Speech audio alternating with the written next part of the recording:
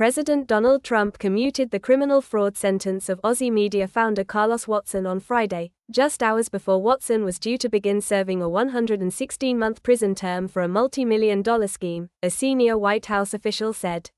Watson, whose media company startup falsely claimed to have deals with Google and Oprah Winfrey, planned to surrender Friday afternoon to the Federal Correctional Institution in Lompoc, California, before receiving word of Trump's clemency, a source familiar with the situation said. Trump also commuted the sentence of 1 year of probation imposed on Ozy Media for the defunct news and entertainment company's conviction in the same case. The president's action removes the criminal penalty imposed on Watson, 55, and Ozy, which include a judge's order in February holding him jointly responsible for paying almost $60 million in forfeiture and more than $36 million in restitution. Watson was convicted at trial in Brooklyn federal court last July of conspiracy to commit securities fraud, conspiracy to commit wire fraud, and aggravated identity theft. The former Ozy CEO was sentenced in December to a nearly 10-year stint in prison. "I am profoundly grateful to President Trump for correcting this grave injustice," Watson said in a statement late Friday.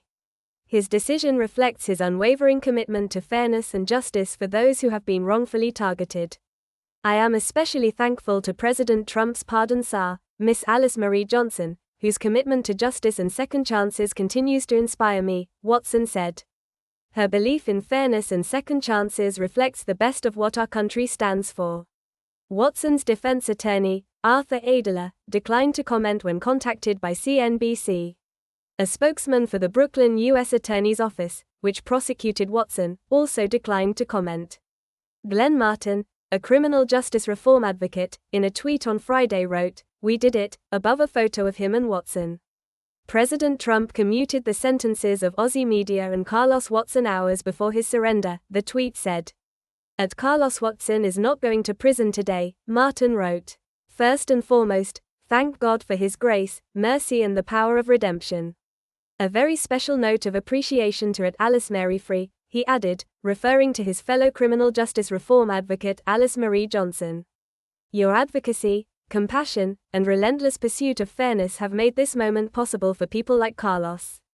When Watson was sentenced, then Brooklyn U.S. Attorney Breon Peace said, Carlos Watson orchestrated a years-long, audacious scheme to defraud investors and lenders to his company, Ozy Media, out of tens of millions of dollars.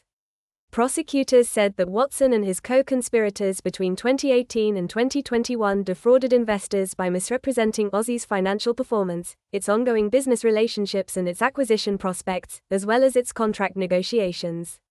Ozy abruptly shut down in October 2021, after the New York Times reported that the company's chief operating officer, Samir Rao, had impersonated a YouTube executive on a conference call with Goldman Sachs.